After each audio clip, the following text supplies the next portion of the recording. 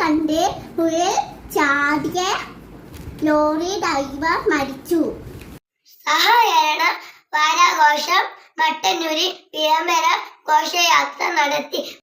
Entrance പരിഷ്കാരം ജനുവരി മുതൽ. മന്ത്രി 25 ലക്ഷം രൂപയുടെ സമ്മാനങ്ങളുമായി മനോരമ വായനോത്സവം. ജുറക്കിനെ പുറത്താക്കി റോമ.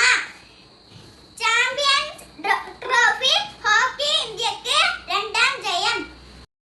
ആര് വാഴും ആര് വീഴും ഉറപ്പില്ലാതെ മഹാരാഷ്ട്ര